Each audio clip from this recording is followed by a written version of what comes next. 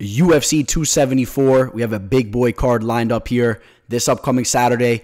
2 championship belts on the line. We have the rematch of the inaugural strawweight championship match. Carla Esparza taking on Rose Namajunas. Thug Rose, the current champ. Of course, Carla won the first time around, and she was declared the inaugural strawweight champion of the world. Both of these women have went on to have phenomenal careers since that first matchup.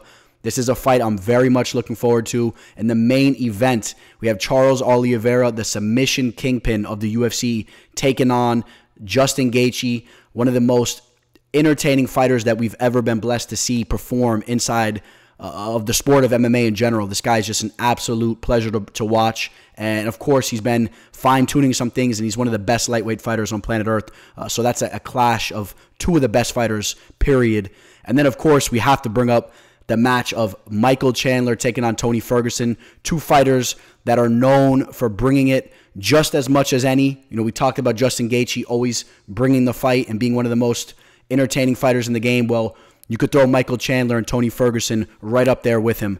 This is an awesome card. I'm excited for it. You guys strap your boots up. Let's get ready for a very exciting show here, and let's get into it.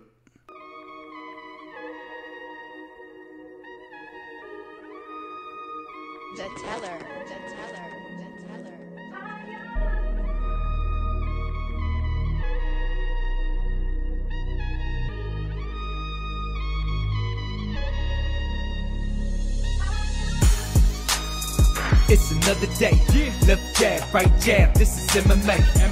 Mixed martial arts, quick body parts, undefeated when I pick 'em. Who the champ, who the victim, looking in my crystal ball, I predict the winner. Never stop fighting, if you lose, keep your chin up. Know how the game go, I'm a smart fella. Welcome to the show, this the MMA fortune teller.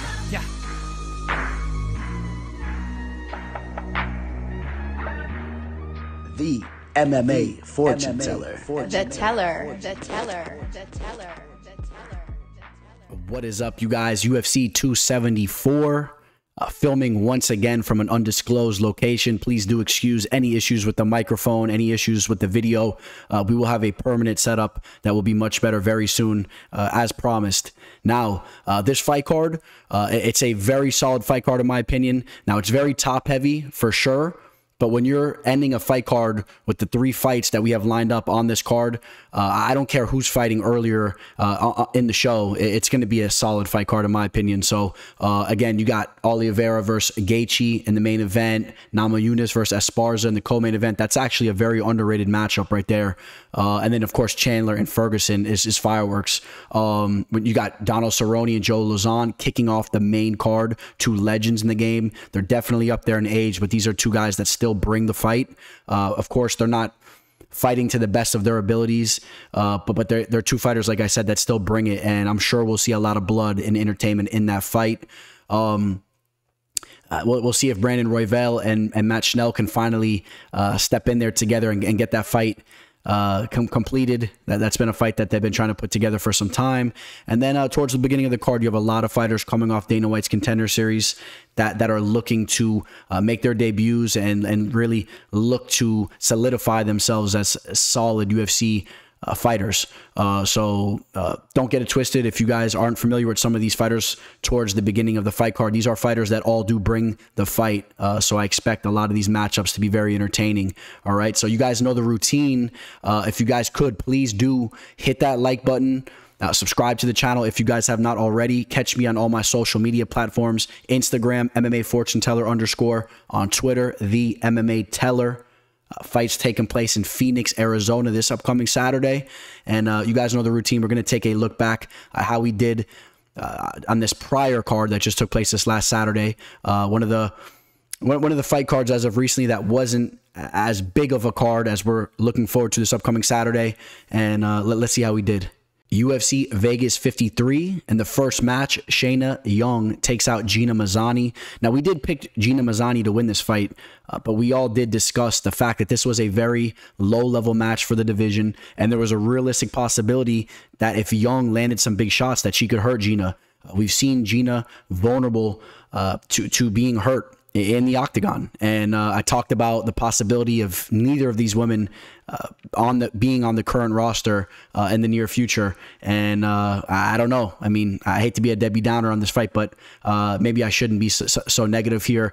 Props to Shayna Young for getting her first UFC victory, and I'm sure it was one of the best nights of her life. Natan Levy takes out Mike Breeden. This was the first official play for me on the card. It was a 4-unit play. Fight took place very similar to what I thought it would, especially for the fact that I thought Levy would land some big kicks in this fight. Now, I will say this much. Breeden showed to be a tougher customer than I probably initially thought that he would be. So I do got to give Breeden some respect as well. And if I'm being quite honest, the fight played out a little bit closer than I thought it would. But Natan Levy still wins a unanimous decision on one judge's scorecards, won every single round. So grabbed it at -195, 4-unit play there, and I'll take the money there. Now, moving up, Gabe Green takes out Johan Lenes. And now this was a fight that was a little tough for me to watch. I did have a small dog play on Johan here. You know, he was undefeated coming into this matchup. He's shown to have some serious power. We've seen all types of finishes from him on the feet. He's not just a power puncher. We've seen him hit guys with flying knees. I thought he had a little bit of an X factor here going into the fight. When I saw the underdog tag next to his name, I thought it was worth a shot. 2-unit play on Johan Lenes. We saw him kind of gassing out as the fight was going on. I was a little worried about that as the fight was progressing, although he was very close to getting the finish there in the second round, and arguably could have won that first round. So that was a tough one to watch, because if he's not finished there, if he doesn't gas out and can kind of tough things out and continue the fight, he may get his hand raised, but at the end of the day, he just doesn't. And shout out to Gabe Green for just being in phenomenal shape and being very technical and just sticking to the script and continuously going forward, knowing that he had the better cardio there. In the next fight, Francisco Figueiredo takes out Daniel Da Silva. You guys know I picked Francisco to win this fight. I saw a lot of people throwing shade towards the little brother of Deiveson Figueiredo here, and Francisco. A lot of people think that he's just all hype and he's a bluff based on the name. I said I disagreed with that. I think that Francisco has some power in his strikes, and we see that he's diverse down on the mat. You see him pulling off the knee bar. You know, I felt that he was just going to have a little bit more experience here, and I know he doesn't have necessarily more professional bouts than Da Silva, but this is a guy that's a little bit older. He's been around guys like his brother and Deiveson Figueiredo for obviously his entire life, and just brushing shoulders with strictly actually just Deiveson and that aspect, just brushing shoulders on a daily basis with a champ like him, carried a lot of weight. So I picked him to win that fight there. Alexander Romanov takes out Chase Sherman in a matter of seconds. Check out the post I just posted on Instagram, MMA fortune teller _ did a little meme type thing in regards to that fight. I think it described it very well. Christoph Jocko takes out Gerald Meerschaert. I felt that Jocko was going to have that speed advantage, and that's really what this fight came down to, in my opinion. Jocko, great footwork. He's very fast for the division. He's very technical. He's very defensive. He's an underrated fighter.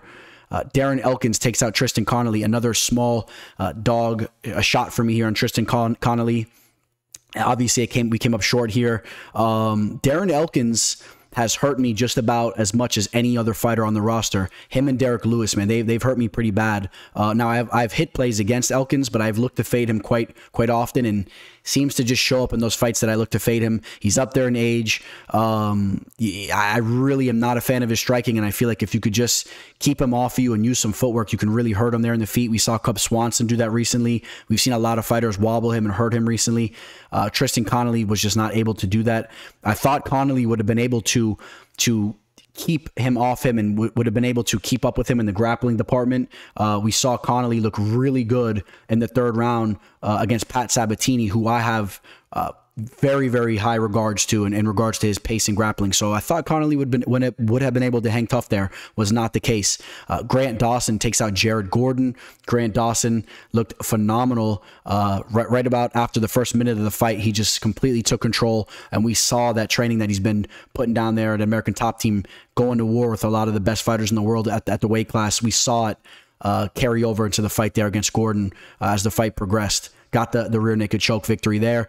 Joe Anderson Brito, another fight here, right? I did pick Andre Fili to win the fight, but I was very clear that I felt that the line was off and that there was a very realistic possibility for Brito to hurt anybody on the feet in the division. He carries sledgehammers for fists, and the guy is a serious threat to anybody, especially in the first round of a fight. So hopefully none of you guys were targeting that line there. I thought the line was off. All right, here we go, guys. Who did you have winning this fight? Andrei Arlovski takes out Jake Collier. Listen, I had a few drinks on the night of the fights here, and I'm not going to lie to you guys. I threw a hefty bet on Andrei Arlovski. It was not an official play, but I threw a solid G on this fight here on Andrei Arlovski. I said, screw it. I thought he could have used his footwork just to sneak out a decision here. He has a knack for doing that, and I thought Collier would have slowed down. But if I'm being quite honest, I do think Collier probably should have edged this fight. If you really looked at this fight, if this was a fight that was, you know, in the schoolyard, I think everybody would say, oh, Collier won the fight. He was the aggressor, landed some big shots, and, you know, didn't really do too much in the clinch, but was pushing Arlovski up against the cage, really controlling the pace of the fight. And Arlovski, ooh, you know, he gets another victory here, and I'm kind of worried for him because I think that eventually he's going to have to be matched up with some bigger names in the division based on what he's doing as of recently. And I think his time's coming because the defense that he was showcasing was very, very bad. And I think some of these heavyweights will knock him out in the near future. I think we're going to start to see the retirement of Andrei Arlovski, if I'm being quite honest. And I think it's going to go out. It's going to play out in a bad way. I think we see him get starched by somebody on the feet. And then we go to the main event here. How about this fight? Rob Font, the pace he was pushing in this fight, the amount of significant strikes he was landing was phenomenal. But then Marlon Chito Vera, in 3 rounds, just lands these big time shots that completely change the pace of those rounds and completely change the outlook of those rounds, where you have to give him those rounds. I mean, the damage that he landed at the end of the second and the end of the third round, it was just... it was a phenomenal fight, really. It was on both ends, in my opinion. If Rob Font doesn't get dropped the way that he does in at least a couple of those rounds, I think he takes the fight. He was really dictating the pace. He was pushing the pace, landing some big shots. Looked phenomenal in the first round and towards the beginning of the second round. But shout out to Marlon Vera for being an absolute sniper in there, throwing spinning kicks and all types of stuff, just landing some really devastating shots. The flying knee. That was a big performance for Marlon Vera, and it was a big performance for Rob Font too. But he's gonna need some time off after a fight like that. He's really gonna have to slow things down, man. We don't want to see him, you know, run himself into the ground. So that's gonna recap UFC Vegas 53. We look forward to UFC 274 now. I'm excited for this fight card. Let's move forward. Andre Fialho taking on Cameron VanCamp. Of course, Cameron was supposed to make his UFC debut not too long ago. That fight did fall through. He has a new opponent here in Andre Fialho, who just fought, what was that now? Only 2 weeks ago.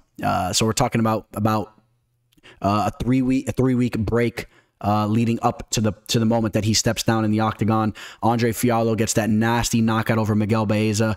We know that Andre is a guy that has a serious power. We saw him land that big shot there, but this is also a guy that's been landing some big shots outside of the UFC for some time. It's great to see the UFC giving him some respect, delivering on his demands to get right back in there. I think it was well deserved. I like this guy's demeanor. I like the fighting spirit that he brings into the octagon. He's a well-rounded fighter, but make no mistake, this guy's looking to take your head off. Cameron VanCamp, this is a guy that's very rangy, very long for the division. You see him landing a knee here, but do understand that Cameron is a submission and grappling fighter first. He has very long limbs. We've seen him, if you go on YouTube and you pull up some of his fights, we've seen him lock up some nasty subs. He has very long arms to strap up Darce chokes and guillotines and all types of stuff like that. He knows what he's doing down on the mat. I think that is the avenue that he's going to want to go here. I think he's going to stick to the script. I think that he's going to try to make this a grueling fight, get this fight down to the mat at some point in time, maybe try to land something funky on the feet, make it a nasty fight there. But from a technical standpoint, I think that Andre Fialho has the better boxing. I could potentially see him landing a big shot here, as Cameron VanCamp did show to have some holes in his striking defense for sure. If you watch those fights, even the fights that he was prevailing in against lower level competition, his head was sitting up there to be teed off on for his opponent. And even though his opponent didn't take advantage of those situations and those fights, Andre Fialho is a guy that will take advantage of those types of situations. So I do have Andre Fialho to win the fight, and I would not be surprised here if he gets a big time knockout, and Cameron Cameron will have a disappointing UFC debut if things play out like that, of course. Right now we're looking at a live line of -360 on Andre Fialho. He's settling into the octagon now. You got to lean his way in this fight. And again, I'll take him via finish. I mean, the guy looks to finish the fight at all times. So I don't think that you would be too off if you were going that route. Journeyman Newson taking on Fernie Garcia. Actually, if we're being quite honest, I think that Journey would be happy to be labeled a journeyman, meaning that he would be hanging around the UFC long enough to be that type of fighter. You know, he loses this fight, I don't know how much longer he hangs around. Although I do want to point out, he did have a knockout victory over Domingo Pilarte that was overturned via BS. It was a failed test for marijuana back in 2020. So do give him credit for a victory there, even though Domingo Pilarte is a very below-level fighter. After that, gets starched by Randy Costa. Randy set up that head kick beautifully, threw the left jab out there. Journey tried to slip it, and Randy threw the head kick with the jab, so he actually... Journey slipped right into the head kick. It was a nasty finish there. Before the Domingo Pilarte fight, loses to Ricardo Ramos. Journey Newsom, a little bit undersized for the division, a smaller guy. He is tough, though, does carry some power in his hands. He does favor his boxing. Fernie Garcia, a guy that very much favors his boxing. Something I found interesting, Fernie Garcia, a guy that, like I said, has devastating power in his hands. We saw him get that big knockout victory on Dana White's Contender Series. If you run through his resume, actually has a lot of submissions on his resume as well. So I found that interesting, but do understand that this is a guy that really goes out there to tee off on you with his boxing. And that's kind of what I'm expecting in this fight, but do keep an eye out for the X factor of maybe him throwing out some ground attack as well on Journey. Journey has decent wrestling as well. He could box, he could wrestle. I got to lean Fernie Garcia bringing the fight a little bit more here in this matchup. Just watching the confidence he had in that matchup against Joshua Weems, who Weems is not necessarily a pushover either. Weems is a solid fighter, and Fernie Garcia just broke him in there. He kept pressuring until he cornered him against the cage and teed off, got the knockout there, followed him down to the mat and got the finish. I could see something similar happening here. We saw Randy Costa just really hurt the chin of Journey. I could see Fernie following up and continuing to put damage on Journey's chin here. Potential finish in this matchup. I will pick Fernie Garcia to win the fight. From a frame standpoint, Fernie's 2 inches taller with a half-inch reach advantage. Nothing really going on there. We take a look at the live line, and you will see Fernie Garcia right around that -155 to -165 range. From a betting standpoint, how do you feel about that line? It's not really too steep of a betting line. If you're feeling Fernie, I think that's something you could jump on. We've seen it jumping up on some books up to the -175 range. You keep an eye on it there. And then just understand that although Journey is lacking some skills to an extent, he's a tough customer and does carry some power in his hands as well. And he's, like I said, he's decently competent with his wrestling. It's a good UFC debut fight for Fernie Garcia. Let's see if he can make a splash and get a finish there. Lupita Garines, Lupi, taking on Ariane Cornalosi. This is a solid matchup here taking place in the strawweight division. Two tough customers. Lupita Garines, I guess we'll kick things off talking about her. Ever since she made her UFC debut, or going into her UFC debut, I was very high on her. I had the pleasure of watching her fight over in LFA for a couple matches, especially the Vanessa Demopoulos fight. That was a fight where she really showcased her warrior spirit. A lot of blood in that fight. She showed some solid stand-up abilities. We do know she could wrestle as well. If I'm being quite honest, I think her UFC career so far has been a little bit of a letdown, even though she's coming off a victory. Kicked things off with that loss against Jessica Penne. I thought she did enough to win, but I still think that's a fight that she should not have let played out so closely. Bounced back with the victory, with the submission victory over Silvana Gomez Juarez. And then her fight against Luana Carolina. That was a fight where she really did not perform. She let Carolina use her range and her knees in the clinch. Lupi didn't have a lot of success with her wrestling in that fight, where I think that she really, looking back, she really should have been solidifying some of those takedowns in that fight. But then she goes out against Lima Legbumi, and then you see her tighten some things up with the wrestling, getting takedowns in that fight. She really looked good there, and she worked her way to that unanimous decision. She really dominated in the later rounds too. The second and third round, she dominated in that fight. Ariane Cornelosi, we know her as the girl that came into the UFC jacked up, big old traps. But this is a girl. She doesn't necessarily. I think some people have the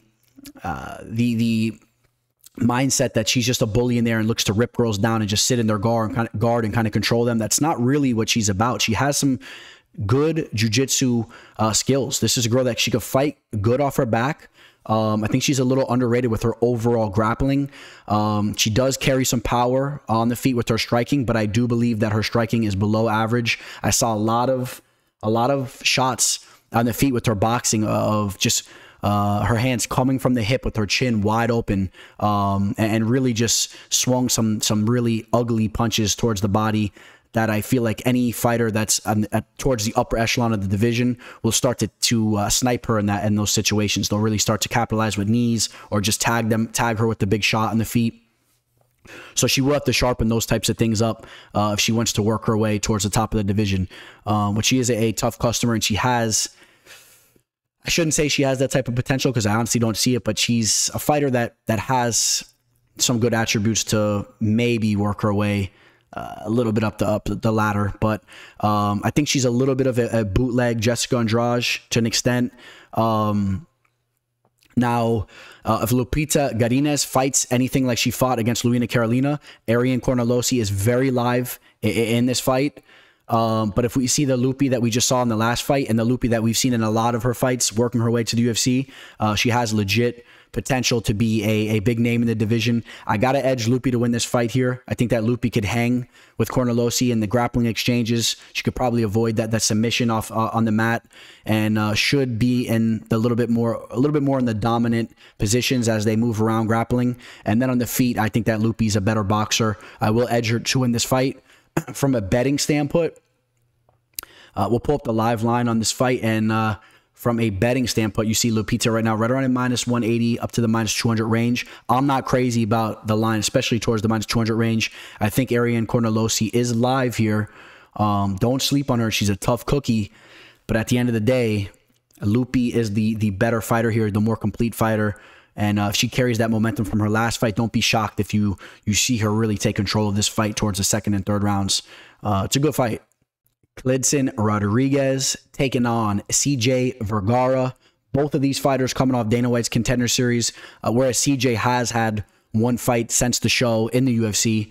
He did lose that fight to Odi Osborne, and Kleydson Rodriguez making his official UFC debut after having a phenomenal performance against Santo Caratolo, the little bit undersized Italiano, a very tough cookie, a guy that has some serious power in his hands, a fighter that I think is a solid dude. He's a solid fighter. That's a good victory there for Kleydson. And in that fight, he really showcased his skills. Was very diverse with his attacks on the feet, those beautiful kicks. He's very crisp. He's very sharp with his striking. Overall, I mean, he really mixes it up. You could expect all types of attacks on the feet. He's a well-rounded fighter. And in fact, I think that this is a guy or a kid that really has potential to work his way over from the show and really solidify himself as a UFC fighter and be a name in the game. I was very impressed from what I saw from him. CJ Vergara, he had that big performance on the show, but the fight that he had against Odi Osborne, he really took a step back there. The way he fights, he's very flat-footed. He's plants as he moves forward, and I think that's going to be a big problem for him here against Kleydson. As I said, Kleydson has beautiful footwork. He's light on his feet. He's always on the balls of his feet, and I think he's going to be running circles around CJ Vergara. On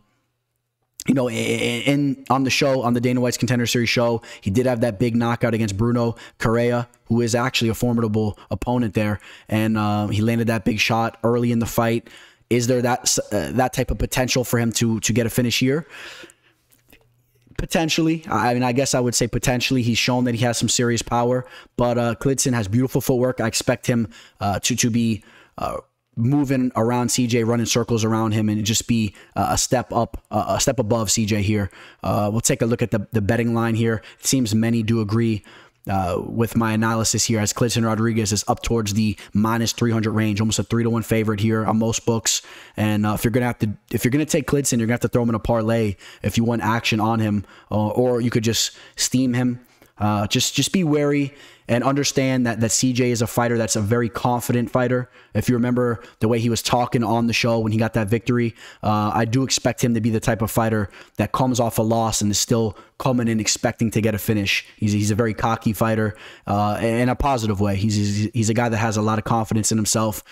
So do understand that if you're betting against him in this standpoint, you're not getting a great line. Maybe you do feel it's a great line, but you understand my point. It's a steep line, and you're going up against a young kid in CJ that's very hungry coming off that loss, and that's coming out here knowing that he has a big-time opponent in front of him. He understands the skill set that Kleydson has.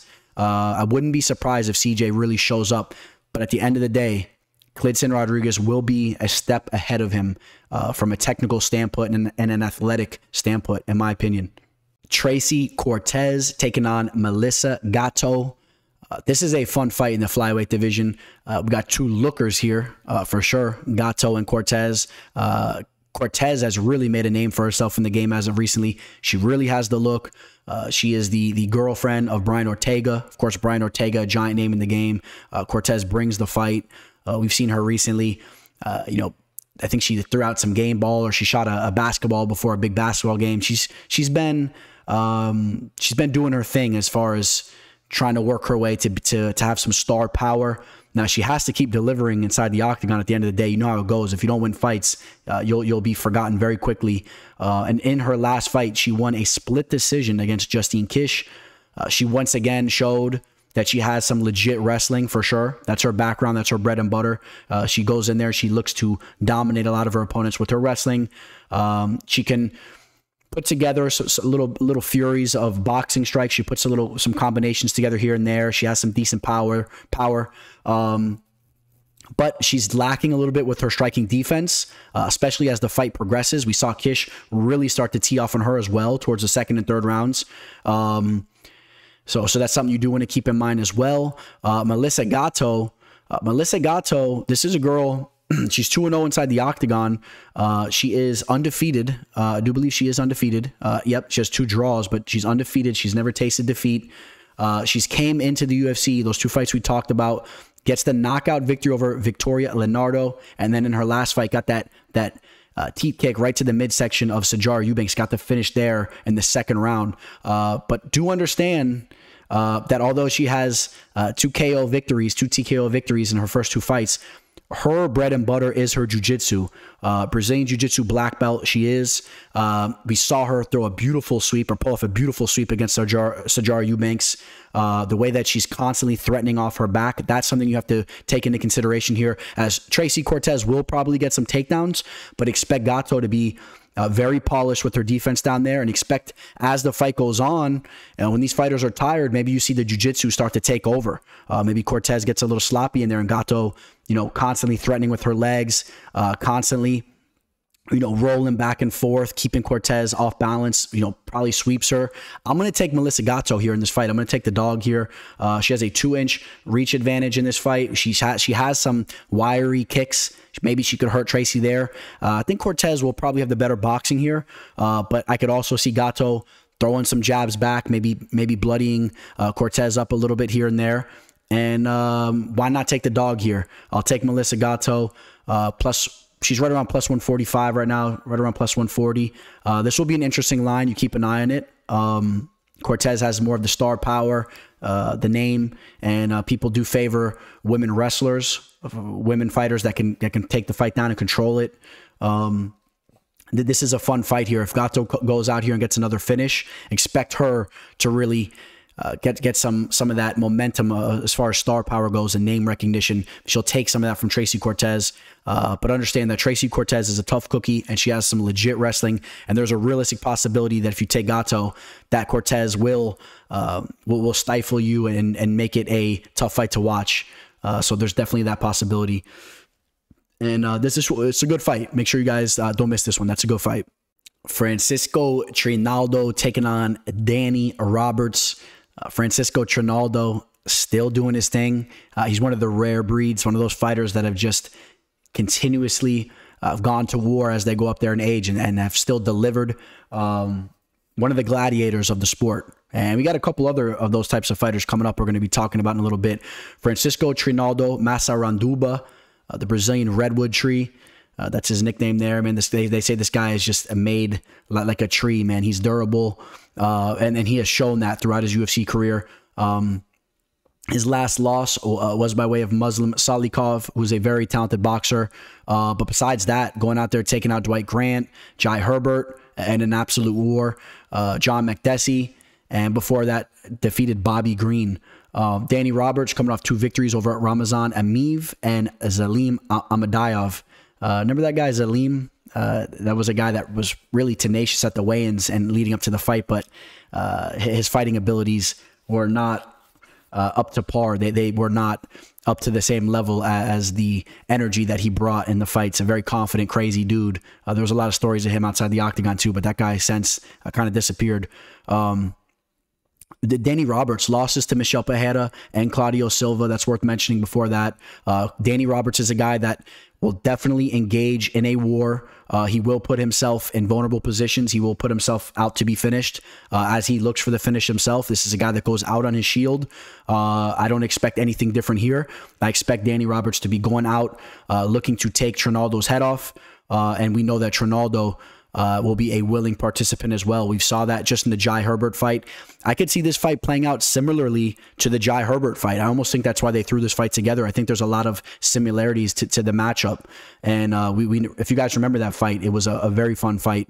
You know, Trinaldo, though, although I talked about the praise I have for him for still fighting and being a warrior at the age that he is, coming into the octagon at the age of 43, about to be 44, I do think that that's a little bit of an issue here. Danny Roberts only 34, which is funny. You could look at Danny Roberts as a guy that's getting up there as he creeps up to 35, but when you compare that to almost 44, it makes Danny Roberts look like a spring chicken. So I do think that is a factor. I expect Danny Roberts obviously to have an edge with the youth and just being a little bit of a fresher fighter here. Although Trinaldo hasn't looked like he's aged that much and it hasn't hit him too much. He's still delivering. He's still showing up to bring the fight. Do understand that Father Time is undefeated and it will creep up on you and it'll just hit you before you know it, and we'll all witness it, and then we'll all say, oh yeah, Trinaldo's, you know, he's out, he's done, he's an old man. It happens within one fight. We've seen it happen to a lot of guys. So don't be surprised if Danny Roberts maybe gets a finish here. As I said, he brings the fight. He will look to take Trinaldo out, but do keep in mind that Trinaldo is very durable. So take that as you will. At the end of the day, I see these guys mixing it up a lot, mixing it up on the feet as long as the fight lasts. And I think that Danny Roberts will be a slight step ahead of Trinaldo. But the realistic possibility of Trinaldo keeping it very close, that's something that he's consistently done throughout his UFC career, always in fights that are very close. A lot of split decisions throughout his resume. Don't be surprised if we see another one here, which is why, you know what, maybe I'll take Danny Roberts via split decision. And I think the line is extremely accurate on this fight. It's basically a flat-out pick'em. I could see Trinaldo landing a big overhand left as well and getting a finish on Roberts, as I said. This is a fight maybe you want to just sit back and take a little break from the betting aspect and just sit back and watch these guys go to war. It will be a fun fight. Or if you're a real degenerate and you want to have action on every single fight, you pick one of these fighters and you root him on and you're jumping out of your seat if he gets a finish or if he gets his hand raised.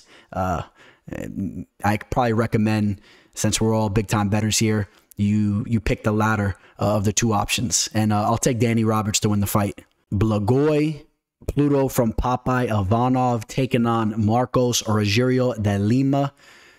This is an interesting fight. I feel like this fight can go a couple different ways. First off, Marcos Rogério de Lima, he's a fighter that I've always felt was very much a front runner We've seen some explosiveness from him and some quick twitch abilities towards the beginning of his fights. He's a big dude, and he moves pretty quickly for his size. And if he hits you hard, he could definitely hurt you. But, you know, we've seen him fade in some of his fights, right? The Stefan Struve fight. There was another fight, too, where he kind of faded. That was recently. Let's see if I can pull that up. You know what? I don't think it was not the Alexander Romanov fight. That was a fight where he was really bullied. But if you go back, Lima has been kind of faded, if you will, in some of his fights. He really slows down as the fight goes. We've seen his confidence kind of taken from him in fights. But as of recently, you know, got the knockout over Ben Rothwell where he really teed off on him, had that standing TKO. The Maurice Green fight just absolutely dominated him. But if you ask me, Maurice Green is a guy that's really not a UFC fighter, in my opinion, if I'm being quite honest. Maurice Green was just getting taken down with ease in that fight. It had nothing for De Lima from the takedown aspect, from the takedown defensive standpoint. You know, so that won't be the case in this fight. Ivanov is a guy that is very capable in the grappling department. You could pull up videos of his Sambo career from back in the day. This is a guy that had a Sambo fight against Fedor Emelianenko and defeated him. That does say a lot. He's very technical with his Sambo type grappling. Doesn't always come in the best shape as well. He'll start to slow down a little bit. But as he slows down, he'll still keep chugging along. If you guys catch my drift, he doesn't give up, doesn't just completely collapse, but he will slow down a bit. Whereas Marcos Rogerio de Lima, when he slows down, or when he's gassed out, he pretty much just gives up and he'll just kind of collapse in there. So that's something to keep an eye on. I do think that if Ivanov can somewhat keep chugging along in those later rounds, I wouldn't be shocked if he kind of breaks De Lima, maybe gets some takedowns and gets on top of De Lima and kind of controls the fight a little bit. Blagoy looks to land that big left hand as well. I do believe he's a southpaw, and he looks to throw that big overhand shot. So you keep an eye on that as well. But early on, do understand that Marcos Rogerio de Lima has been looking phenomenal, especially recently. And there's legit potential for him to land some big shots. Although Blagoy has always shown to have a granite chin, so you take that for what you will as well. Blagoy surviving against Derek Lewis and a grueling fight, a split decision fight that didn't go his way. Coming off 2 split decision losses, so you know he's very hungry here. Still only 35 years old. I will go with Blagoy Ivanov for the purposes that we talked about earlier. Just thinking that Blagoy kind of prevails as the fight goes on, as they go deep later in the second and the third rounds. I think that Ivanov will be a little bit more mentally tough. And although Marcos, like I said, has been looking very good in the early rounds, Blagoy is just very durable, and I wouldn't bank on him getting put out. So I'll go Blagoy Ivanov via... Does he steal the decision with some takedowns late and kind of control the fight? Maybe he doesn't get the finish, but there's a realistic possibility that Rogerio kind of gives up, maybe a head and arm triangle choke, something like that as well. There's a couple possibilities for Ivanov to take the fight there. Brandon Raw Dog Royval taking on Matt Danger Schnell, one of the best nicknames in the game. And of course, I am talking about the Raw Dog, Brandon Royval. Funny story, you could pull it up on YouTube, how he got that nickname and how that all came to fruition. He didn't think that the announcer would even say the nickname, but I guess they did. And since then, the UFC has even allowed him to keep it. So he's a funny dude there with that. Brandon Royval, if you ask me, definitely up there in the top 10 pound for pound as far as bringing the fight from an entertainment standpoint. Brandon Royval is nonstop action. He is constantly trying to finish the fight. This is not a fighter that looks to outpoint his opponent and steal a decision and try to string off some victories in the UFC. This is a guy that's going out there and looking to rip your neck off, rip your arm off, lock up a submission on you and smash your face while he's trying to lock the submission in at the same time. I mean, this guy... you know, he really brings the fight. Coming off a solid victory over Rogerio Bontorin. We remember before that he had 2 tough fights in a row against Brandon Moreno where he dislocated his shoulder, and then against Alexandre Pantoja where he was subbed, and that wasn't his best performance, but do understand that Pantoja is one of the best fighters in the division. Matt Schnell, a guy that I've had the pleasure of chatting it up with. I've had an interview with Matt Schnell. It's here on the channel if you want to pull it up.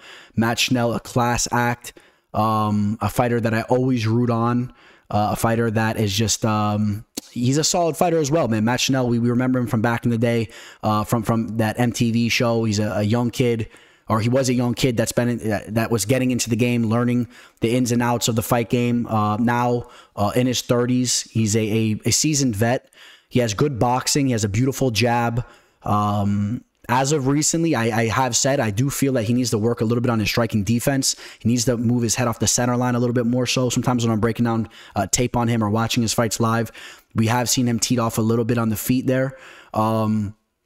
But he has good fundamentals, a solid jab, and he's a solid fighter in the division, and he can always go out there and get his hand raised against anybody if the night is right for him.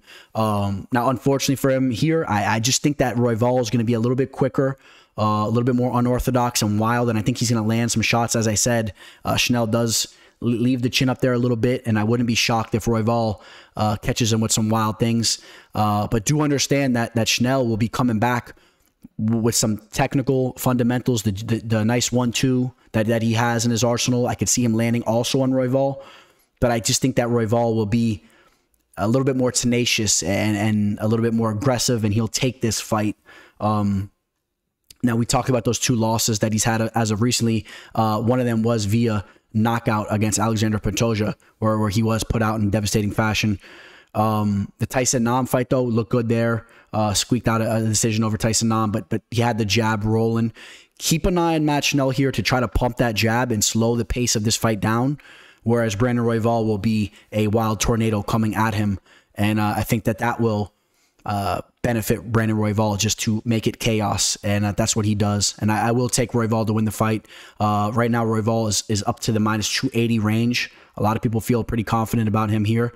I think that's a pretty steep line, although I think that he gets the job done. I think that Schnell is a capable fighter. I'm not sure if I would look to fade Schnell here, taking Royval at almost 3-1 odds. I think if you're going to take Royval, you want to at least get him, maybe more, at least around that -250 range. If you're throwing him in a parlay, I would like that line a lot better, obviously, than a -280 line.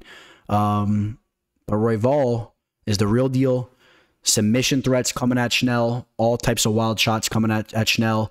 And as far as from a volume standpoint, he will be the fighter that puts out more volume. I pretty much bank on that, which always looks good for the judges' scorecards, right? A guy that's putting out a crazy amount of attacks towards his opponent.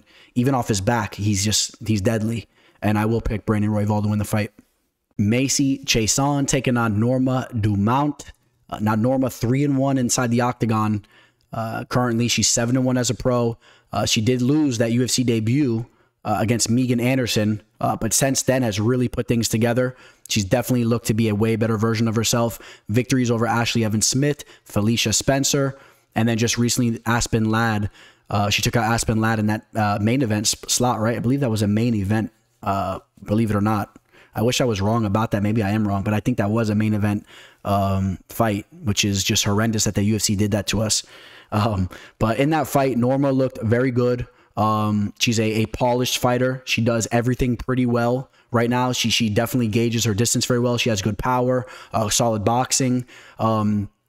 Macy Chiasson is a very tough fighter as well. But we do know that, Macy was diagnosed with giraffe syndrome at a very young age, and it has affected her in some of her fights. That the giraffe syndrome is no joke. She's a very long and rangy fighter, but we see her, a little baby giraffe-like at times, baby deer-like at times. And Norma will be a little bit more, like I said, technically sound, a little bit more crisp with her shots. I expect Norma to get the better of the boxing exchanges. But as I said, Macy's a tough customer. Macy, if she gets on top of you, she does have some serious power. If she's able to get on top of Norma, I don't really see that happening though. But Macy, like I said, just keep an eye on the power she has. It's definitely above average for the division. As of recently, victories over Marion Renaud, was very aged, and victories over Shayna Young, who we talked about, who finally just got her first UFC victory recently. Sarah Moras, Cheesecake. We all know why she got that nickname. There's no question about that. Sarah Moras, a girl that has some jiu-jitsu skills, but is a very below level UFC fighter too. So just analyze those 3 victories as of recently, as Macy comes off the loss to Raquel Pennington. and against Lena Landsberg, where she was pushed against the cage and controlled throughout that fight. I think Norma has the ability to do that as well. I think Norma will be more physically strong in those clinch situations, and I could see her holding Macy up against the cage in a similar fashion like that. Now, if Macy wants to make a mental error in there, like she did against Raquel Pennington, I could also see Norma capitalizing on that in a variety of ways as well. I like Norma Dumont to win the fight. You see her here. She's looking good. And I think that she's just a better fighter overall. 31 years old right now. Only 8 professional fights. You know, Macy with only 9 professional fights. These girls need to get more fights under the resume. They need to get more active, especially Macy Chiasson. If you guys remember her pulling out of fights, you know, scared to step in there with I believe, was it Raquel Pennington? I forget. I think that was the fight. And then she finally... no, it was Aspen Ladd, excuse me. Remember, she was scared to step in there with Aspen Ladd when Aspen Ladd was calling her out because there was nobody else that had an open fight at the moment. And Macy Chiasson was saying, well, why is she calling me out? You know, she's ranked so much above me. I really didn't like the attitude that Macy had in those interviews. And then you have a girl in Norma Dumont that just jumps right into a main event fight against Aspen Ladd and goes out there and styles on her. So I'll go Norma Dumont here all day. We take a look at the live betting line, and you're looking at Norma right now. If we could pull this up, you know, here we go. She's right around a minus 235 all the way up to the minus 275 range, depending on the book. So you see action coming into her. I expect that to be the case. I expect Norma to get steamed up to that minus 280, potentially minus 290, minus 300 range. If people really look at some different factors in this fight, I think that they'll see that Norma is the better fighter here. I have a feeling that she comes through and gets the job done. And then you have that X factor that Macy does have some power. Maybe we see some development in her game. As I said, she's not actively fighting in the UFC all the time, so we know that she's working on her craft outside the game. Does she show up and sharpen some things up? She's coming off a tough loss. Is she really motivated? You know, those are X factors that you have to be wary of. But I think Norma is the better fighter on tape when you break down both these fighters' tape. Randy Rude Boy Brown taking on Khaos Williams. This is a solid matchup here. Both these fighters explosive. They bring the fight. Both of their stocks are very high right now. The winner of this fight is really going to be cruising in the division. Khaos Williams, ever since he's made his UFC debut, he has brought the fight, and he has shown that he has dynamite in his hands. He's been knocking guys out left and right. We've seen him knock out guys like Alex Morono, Abdul Razak Al Hassan, who else? Miguel Baeza, as of recently. His lone loss against Michel Pereira, who we know is a tricky fighter for anybody. Randy Brown, as of recently. Victory over Jared Gooden and Alex Cowboy Oliveira. You know, those victories, in my opinion, if you really analyze those, not looking as good as some of the victories we see on KS's side. The loss against Vicente Luque, of course, he got finished there. Vicente's a stud. Beautiful submission victory over Warley Alves, and the finish over Brian Barberena. So that's what these fighters have been doing as of recently. Of course, when Khaos goes into his fights, he's looking to take his opponent's head off. It's going to be no different here. We've seen Randy Brown knocked out before. We've seen Randy Brown knocked out while he was in Nico Price's, wasn't in his guard, but he was kind of stacking him in that grappling exchange. We saw Nico Price knock him out on his back. So if you're telling me that something like that could happen inside the octagon, and then you're telling me that said fighter is going to go in there against Khaos Williams, you better believe there's a possibility that he just gets starched in a variety of ways. I think that's a legit reality in this fight. I think Khaos Williams may get the knockout here. Randy Brown, excellent footwork. He's a true athlete. He's a very well-rounded fighter as well. He has a lot of different tricks that he could pull out to get the job done. 31 years old right now. I do believe that he is creeping right to the prime of his career right now. 18 professional fights. He's really settled in into the octagon. He's 6'3" with a 78-inch reach, a very long frame. Well, Khaos Williams has a 77-inch reach, only a 1-inch reach discrepancy there, even though he's 3 inches shorter. We know Khaos Williams has very long arms as well, and it does help him land on his target. He you know, when he zones in, and he shoots his shot, man. He does have a knack for capitalizing there, as we said. I'm going Khaos Williams here.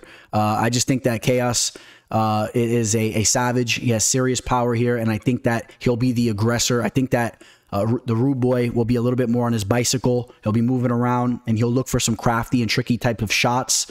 But I think that Khaos will be the guy that will be, as I said, the aggressor. It'll look better for the judges' scorecards. Even if he doesn't get that knockout victory, I think Khaos will be the guy landing the more powerful shots, pressing forward. You see him getting it in here with Justin Gaethje going into this fight, training over in Denver, Colorado. I'm sure that definitely helps the cardio. That's a big X factor there as well. And I will pick Khaos Williams to pull the job off here, to get the job done. And let's see here. We will pull up the live line on this fight right now, and we are looking at Khaos Williams right around a -120 to -125 with the comeback on Randy, right around even odds, +105. So this is a fight that, you know, if you're liking one fighter or the other, you're getting a nice tag. And I'm sure there's going to be a lot of you guys that are on Randy Brown. Comment below. Are you guys taking Randy here? I know a lot of people are high on his footwork and his athletic ability. He's been getting the job done. And I'm sure there's a lot of people that believe that Randy could use his footwork and kind of outpoint Khaos here and be crafty inside the cage. But I think that Khaos, the aggressiveness, the power, those factors lead me to pick him to win the fight. And I will go with Khaos Williams to get the job done here. And do not be surprised if he starches Randy Brown in devastating fashion. And I'll take Khaos Williams by knockout. Two legends of the game squaring off here. And of course, you guys know Cerrone is a legend, but if you guys haven't realized, Joe Lauzon is a legend in his own right, and specifically for being one of those fighters that has always brought the fight. We're talking about a guy that is right up there with Cerrone with some of the most performance bonuses of all time under the UFC banner. Joe Lauzon is an OG in the game, and again, when it comes to Cerrone, I don't even need to tell you guys about who he is as a fighter and his accolades. I mean, Cerrone is a true OG. In this fight here, both of these guys coming off a little bit of a different last fight, right? And Donald Cowboy Cerrone's last fight, he got beaten down by Alex Morono. If you guys remember that fight, that was about a year ago to the date of this fight. And Donald Cerrone was bloodied up. He was picked apart by Alex Morono. We know Alex Morono is a scrappy fighter, but he's not really the most impressive fighter in the division. You didn't really expect him to go out there and do what he did against Cerrone. If you run the tape back on Cerrone's career, I mean, he was just not too long ago before that fight squaring off with guys like Justin Gaethje, McGregor, Tony Ferguson. And although, yeah, the McGregor fight did not go his way at all, and especially the Justin Gaethje fight as well, but he did hang tough against Tony Ferguson. He did look good in the Anthony Pettis fight. If you guys actually run the tape back on that fight, I thought that he won that fight. And a lot of people agreed with me when I said I thought he won that fight. It wasn't a robbery or nothing like that, but I thought that he did enough to get the job done there. So, you know, he was going from squaring off against some of the best fighters in the division, although, again, losing quickly to some of them, but still, nevertheless, even the Nico Price fight, you know, he hung tough in that fight. I feel like if the Donald Cerrone that fought Alex Morono, if that version of Cerrone fought Nico Price right now, I think Nico Price finishes him easily in the beginning of that fight. So the point I'm making is Cerrone did not look good in that last fight against Alex Morono, which was only a year ago, or which was a year ago. And although he could have went back to the drawing board and he could be really motivated here, that's another year later in his career where he is now just creeping up on the age of 40. Okay, so on the other hand, you have Joe Lauzon, who we're going to get to some of his fights here in a minute, even going further back than the last fight, of course. They need to be talked about. But in his last fight, he went out there and he knocked out JSP, Jonathan Pierce, who's an absolute beast, one of the best wrestlers in the division, who's been going out there taking everybody out. Joe Lauzon went out there and starched him, okay? And I know that was JSP's UFC debut, was a big step up for him as far as the showcase. The show probably got to his head a little bit. He froze up. But props to Joe Lauzon for going out there and using the boxing skills that he possesses to go out there, drop him, and I ended up finishing him on the mat there. I do believe that's how that played out, if I remember correctly. Now, that was 2.5 years ago. That was a long time ago. It's been a long time since we've seen J-Lo in the octagon. He is also creeping up on 40. He's about to be 38 years old, okay?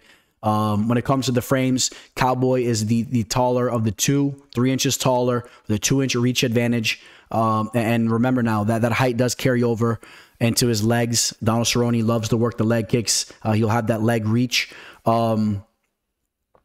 How do I think this fight's going to play out? I mean, we see Cerrone. He's looking motivated for this fight. If you've been following him on IG, you know he has the thing going on over there, the BMF Ranch. If you guys follow my boy Sasha Palatnikov on Instagram, he's been putting some really dope Instagram stories up on Instagram videos of him training at the BMF Ranch. It is so much more dope than I ever even thought it could be. They have a saloon out there. They got a barber shop. They had this all on the range, or excuse me, the ranch. They have a gun range as well. That's where my mind was going. They have it all out there, which you guys go check out Sasha Palatnikov. It's all on his IG, but it's really dope, man. The facility is, or if you want to call it a facility, again, the ranch is way doper than I even imagined it to be. So I know that Cerrone's been having some great fighters come through there, and I know he's really looking to shine here. But you know what, man? I'm going with the dog here. I'm taking Joe Lauzon to win this fight. I just think that Joe's going to come game to this matchup as well. I'm sure he's just as motivated as Cerrone. He's coming in here. This is a legendary type of fight for these guys and their careers. They're creeping up to the very end of their UFC careers, their professional MMA careers. They want to go out on a good note. This is a showcase fight. Two legends, as I said. I know that J-Lo's coming up ready to throw down this upcoming Saturday as well. And I think that if his boxing looks anything similar to the JSP fight, I think that he's going to hurt Cerrone bad on the feet.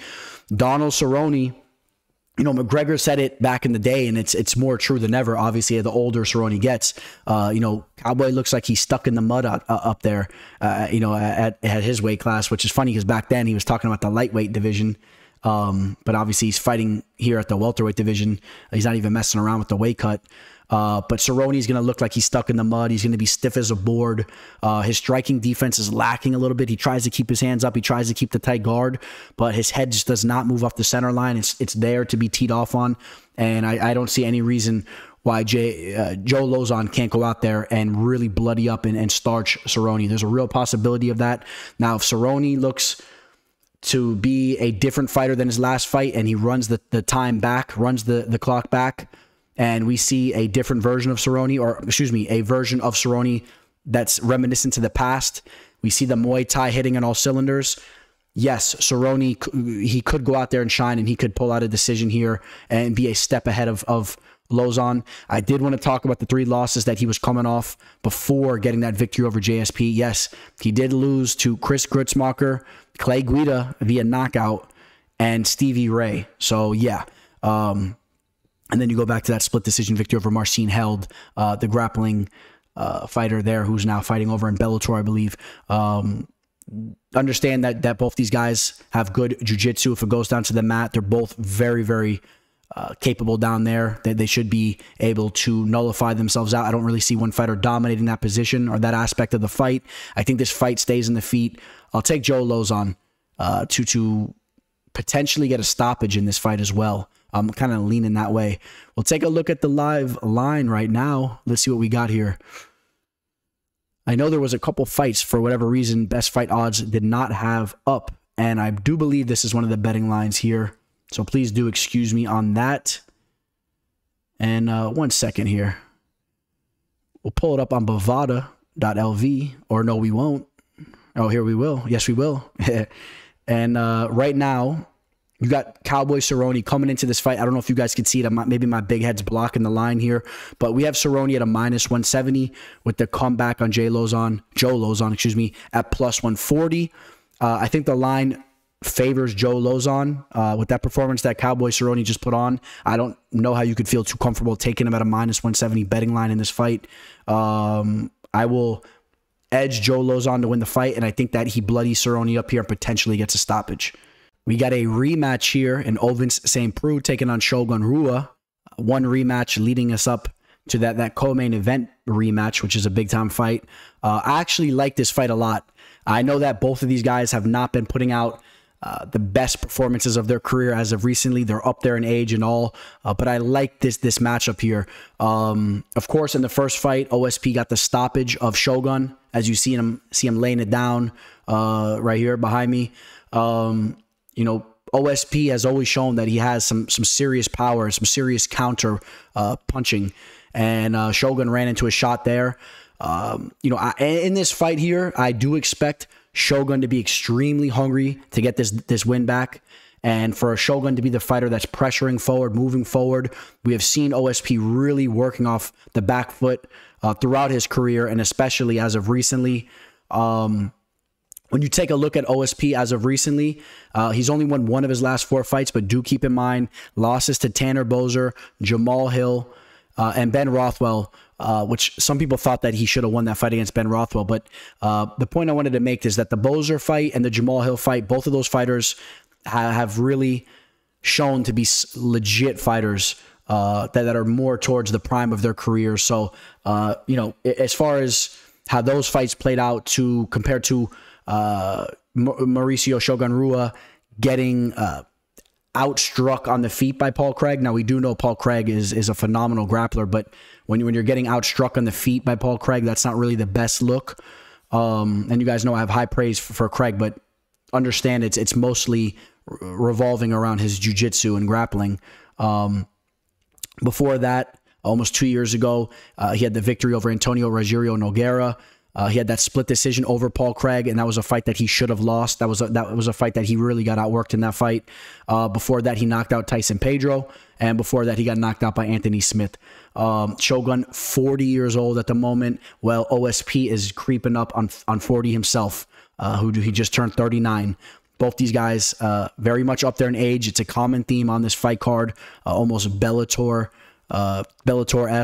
And but at the end of the day, man, this is a fight I don't mind watching. I think we're gonna see some bloodshed here. I think we might see somebody get knocked out, and I'm favoring OSP getting the better of these striking exchanges on the feet and landing another counter shot or something like that as Maurício Shogun Rua pressures and really walks forward. I know that Shogun had a solid year off, almost a year and a half, but I really still think that he's taken so much damage throughout his career, and he's so up there in age that I don't think that layoff is going to necessarily replenish his chin. I think that he's still there to be put out. And OSP, the naturally larger man, 6'3" with an 80-inch reach, with Shogun with a 6'1" height with a 76-inch reach. I just think that OSP has some things going for him here. Now, the X factor here is that OSP has looked very unmotivated as of recently. He's not really to be trusted going into the octagon. It almost looks like he's just so lackadaisical in his fights. He's just there for a paycheck, if I'm being honest. So I wouldn't necessarily trust him there. Where at least Shogun, I do believe he's the more motivated fighter. He's a fighter that really comes in to work. But at the end of the day, I just think that OSP will land the more crisp shots on the feet and potentially finishes Shogun there. I'll go with OSP to win the fight again. Hey, you guys, if you're interested in my official plays leading up to the big UFC 270 fight card, do not hesitate to reach out to me. All my information is listed below. Shoot me an email, MMAfortuneteller@gmail.com. Shoot me a DM on Instagram or Twitter. It's all there below. And I would be more than happy to share my pricing and work a deal out with you guys. Of course, remember, I always have the promo going. If you're looking for a new sports book, reach out to me. Let me give you my referral link. It's for bovada.lv, BOVADA.lv. In my opinion, the best sports book out. It's the best sports book out, period. I do not work with them, which some of you guys have said before. I do not work with them. It's just my favorite sports book, and I have a referral link I can give to you guys, and I could help you guys learn the ins and outs if you guys are unfamiliar with how everything works on the sports betting website here for Bovada LV, which is similar to a lot of the other ones. All right, just this one's a little bit cleaner, as you see. And do not hesitate to reach out to me. I'd love to work with you guys there. And I will give you, if you sign up through the referral link, I will give you guys an entire card, an entire weekend of bets for free. I will also give you my sports betting weekly picks, which do keep in mind my sports betting weekly channel is going to be on the up and up in the next month or so. All right, guys. Now, it brings a tear to my eye to talk about Tony in this light, but Tony is one of these fighters that has crept up there in age as well. 38 years old now, fighting at the lightweight division. We have really seen Tony take a major step back as of recently. You know, not too long ago, Tony Ferguson was one of the fighters that was at the pinnacle of the division. It was all the talk was about Tony Ferguson, Khabib, and Conor McGregor, right? A couple years back. 3 fights later in Tony Ferguson's career, he is under a completely different light. We saw Justin Gaethje really start the beginning of the downfall of Ferguson, just teed off on him like crazy. Charles Oliveira just absolutely out wrestling Tony Ferguson, out grappling him there. And then Beneil Dariush doing the same thing. And the Beneil Dariush fight was the most alarming performance, where we really just saw that Tony it wasn't that he was just in there with tough competition before. So not that Beneil Dariush isn't a very talented fighter, but what Beneil Dariush was able to do just showed that Ferguson really has lost a major step, in my opinion. Now, Michael Chandler, going into this fight, he's 30, just turned 36. I do believe that Michael Chandler still has a lot to give in the division. He has a lot more to give fighting under the UFC banner. He always brings the fight, as we talked about. Michael Chandler is going to have a major avenue to use his wrestling in this fight. I do believe he can go in here, get takedowns on Tony. I think that if he wanted to play it smart and just play it safe, I think that he could sit in the guard. You know, he could be heavy with his top game, steal rounds. I think that he could. I think that he could use his Division I wrestling to go in there, rip takedowns, just like we saw Beneil Dariush do, and just as we saw Charles Oliveira do, and win a boring decision. Now, that's not in the DNA of Michael Chandler, first and foremost. Michael Chandler's coming out here to put on a show. If you don't believe that, I think you're wrong. Straight up, Michael Chandler's gonna come out here. He's gonna look to brawl it out. He's gonna look to put on a show for the fans. That's what he does.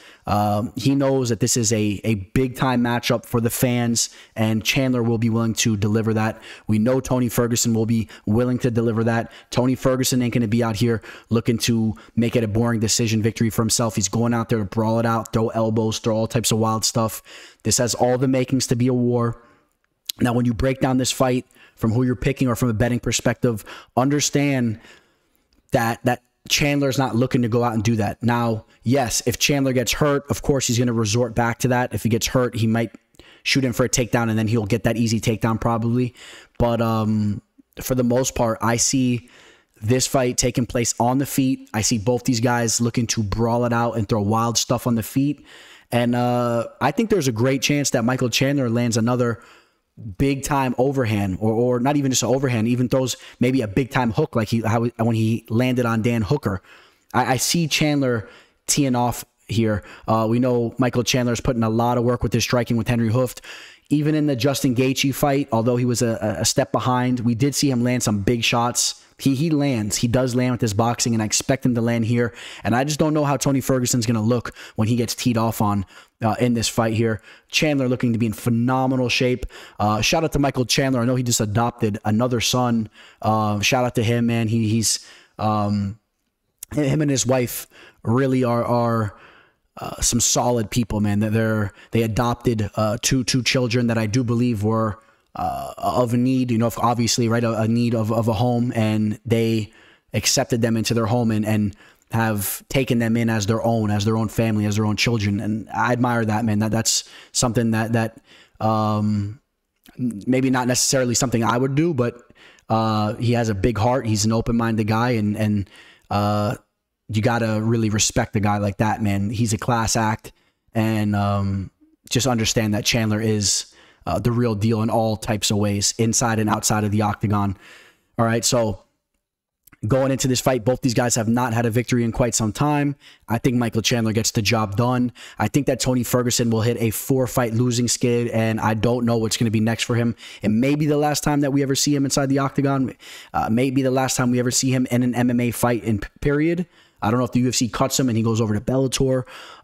You know, Tony Ferguson's a very determined guy, and I don't know if he just drops the gloves that easily, to be quite honest. So I would favor the fact that he would be let go by the UFC and be fighting over in Bellator before we would see the end of him. I don't think he goes out on a losing note like that.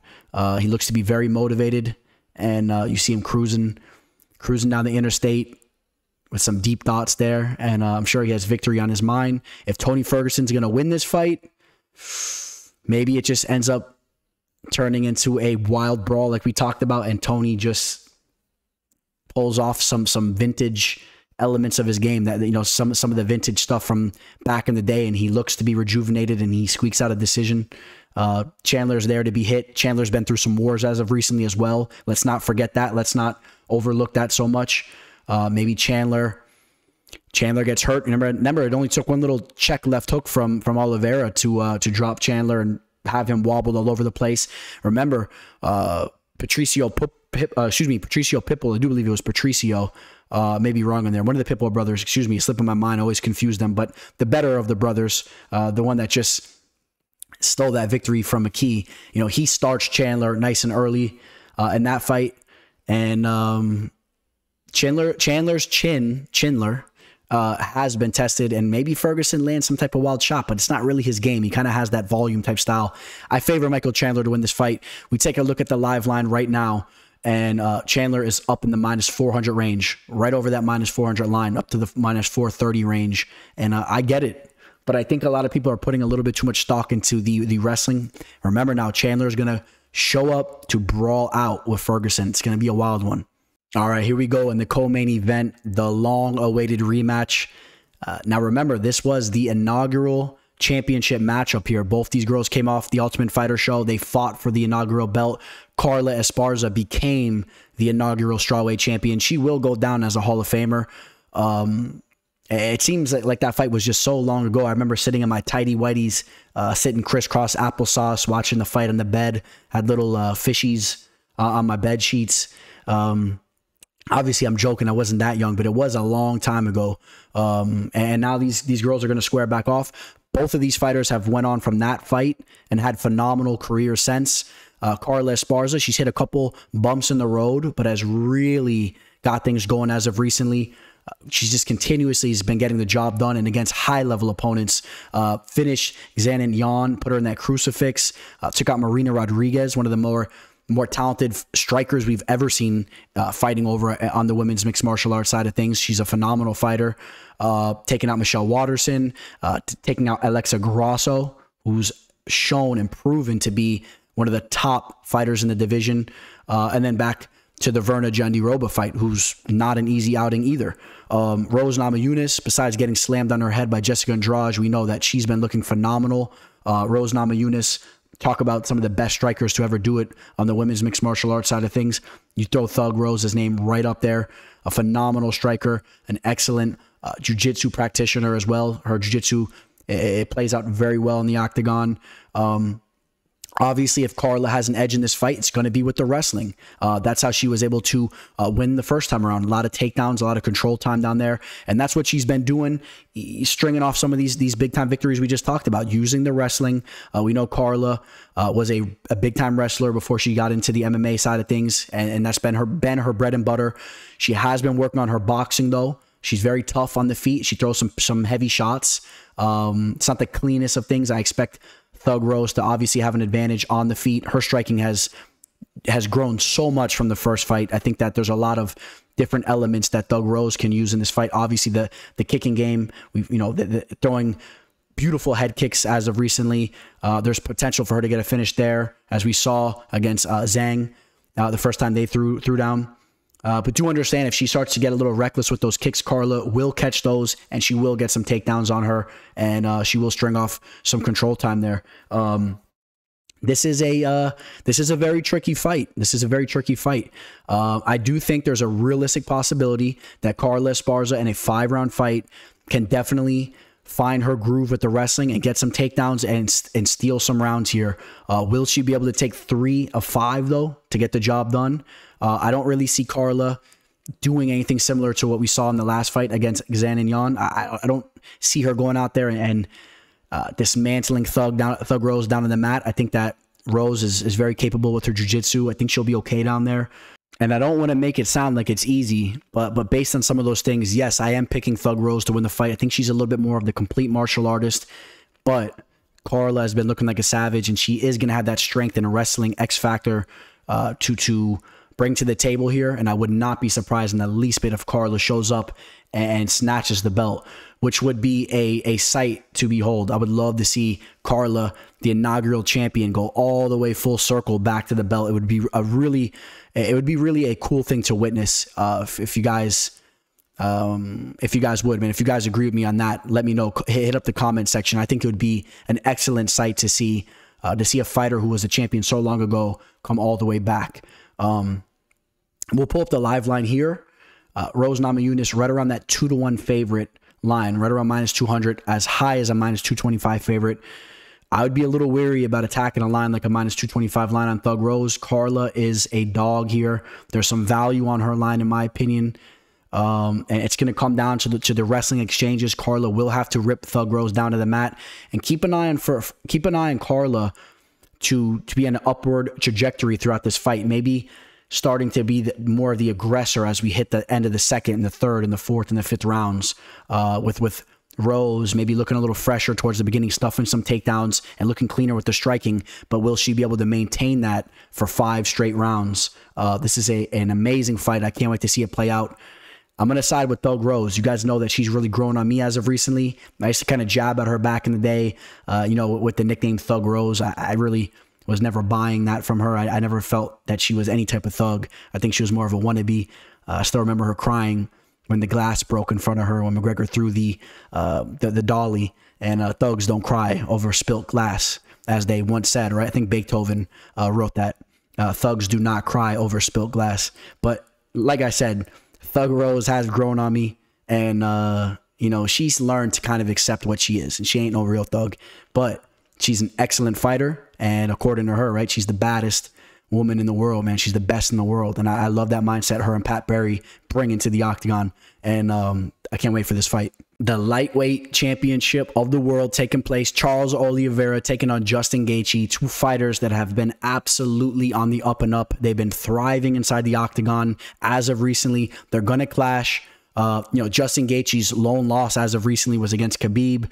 You guys know the routine with Khabib. I don't need to go into that. Charles Oliveira, as of recently, he's not losing to anybody. You guys know I've been rolling with Charles Oliveira for a long time. We were grabbing him at underdog odds in all types of fights, capitalizing, bringing in all types of money. For those of you guys that have been keeping up with us, you guys know what I'm talking about.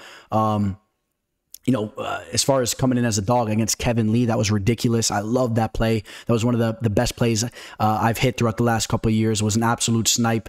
It was great to see that we were on to something very early, because I was saying, if you guys run the tape back, go back to my breakdowns upon Charles Oliveira. It's all here documented on the channel. I've been saying that this guy now is going to be one of the best fighters to have ever done it in the UFC. I've been raving about his submission skills and his Muay Thai and how he's mixing his overall MMA game out, and I knew he was going to make a run at the belt. And now he's the best lightweight fighter on planet Earth. I'm going to let you guys know right now, yeah, I'm taking Charles Oliveira to win this fight.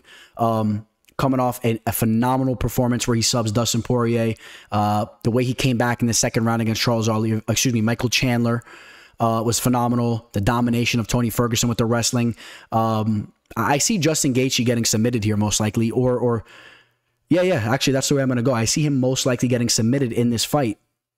Now let me not talk about it as if it's going to be so easy. I don't want any of you guys misconstruing how I feel about this fight, because Justin Gaethje's been looking phenomenal. His boxing has been amazing. Obviously, the work he's been putting in with Trevor Whitman, he finally slowed things down also. He's not just out there acting like a reckless maniac, being the most entertaining fighter in the game. He's been a little bit more cerebral, a little bit more technical. You guys know what I'm talking about. As of recently, we've seen him picking guys apart. We saw him pick Tony Ferguson apart. We saw him pick Michael Chandler apart. And he slowed down in the fight too. He didn't really go balls to the wall. He didn't go crazy where he had some opportunities just to be a nutcase and give Chandler some more opportunities, and he didn't do that. Those are things you do have to admire. Now, we remember Charles Oliveira was a guy that was known for having some quit in him back in the day.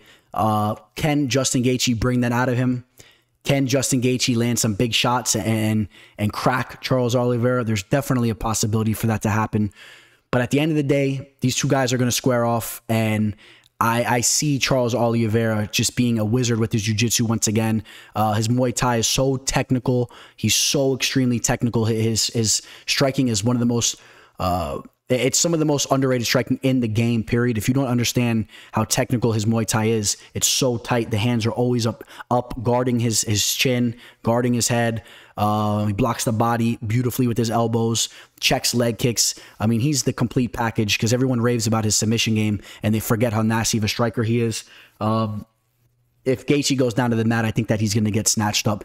X Factor too. If you guys been watching the Embedded, if you guys been watching the Countdown episode, Charles Oliveira definitely put on some muscle mass going into this fight. I believe that to be a good thing. But you know, you always be wary when you see a fighter kind of have a little bit of a different look, and he's bulked up.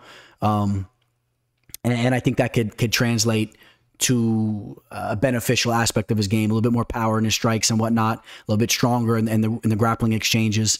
I think that he's just turned into a grown man, 32 years old. We've seen Charles Oliveira grow up right in front of our eyes. I still remember him choking out Efren Escudero back in the day, and people were raving about his jiu-jitsu back then. He's going to have a 4-inch reach advantage here, even though he's an inch shorter, has those lanky, long limbs. I love it. I'm rolling with Dumont here to win the main event fight, to retain the title. Boy, do I wish I would have been able to see Charles Oliveira versus Khabib.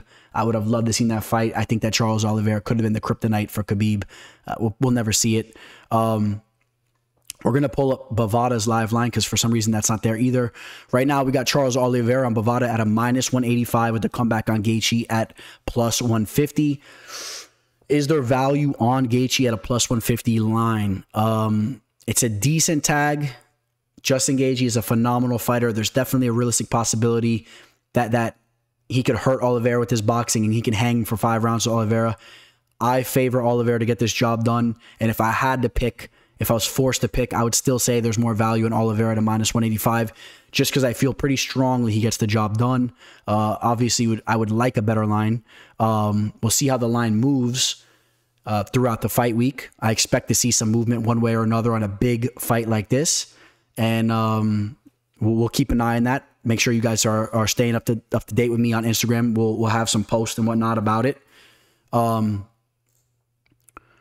see here. You know, we got graphics coming at you with live lines all throughout the week. You guys make sure you go follow me on Instagram, MMA Fortune Teller _. And yes, my pick is going to be Charles Oliveira, and I think he gets the job done via submission. All right, guys, that's going to wrap up my UFC 274 breakdown. I hope you guys enjoyed that. Now, remember, as promised, you guys are going to have a crazy amount of content coming at you guys very soon. As you guys see, I'm still recording from undisclosed random locations. I got the blood red paint behind me. That was not by design, so I don't want to hear any jokes in the comment section. But as we sign out, I'll leave you guys with this. Somebody was trying to jab up a little bit on the teller, saying I've been gaining some weight, looking a little chubby. You know, don't get it twisted. The teller's got a nice little 4-pack going on right now, but I have been enjoying myself maybe a little bit too much.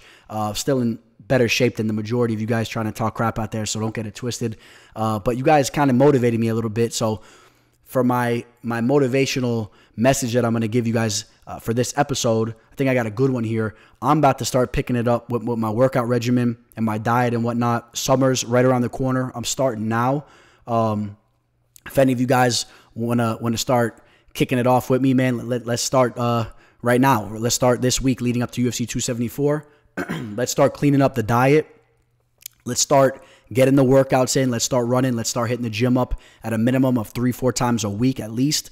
And, you know, the teller's a seasoned vet these days. You know, I'm up in my 30s now. You know, if you guys would have saw me when I was in my 20s, I was a whole nother animal. But, you know, I need to get that hunger again. I need to start getting in shape like I was back in the day. I'll show you guys what it's like. Maybe we'll take some pictures, some shirtless pictures. I'm sure some of you weirdos are begging for a teller picture with a shirt off. All right. Obviously, I'm just poking some fun, guys. But on a serious note, let's start cleaning up the diet and let's start exercising and hitting the weights and whatnot. I'm about to pick it up for this upcoming summer. So you guys, if you're on the fence, you've been thinking about that as well, now is the time. Let's do it. well, you also throw that pack of cigarettes to the trash. All right, guys. What else? I think that's pretty much going to be it. You guys can still expect random locations for my recordings as I'm on the run right now. But you guys know the studio is being worked on. Just bear with me. I don't want to keep chewing your ears off about it. Just be patient. You guys will see it all unravel in front of your eyes very, very soon. All right, guys. Thank you guys, as always, especially for you guys that stuck through to the end of this video. Big love to you guys. On that note, signing out. Teller. Welcome to the show. This the MMA fortune teller. Yeah.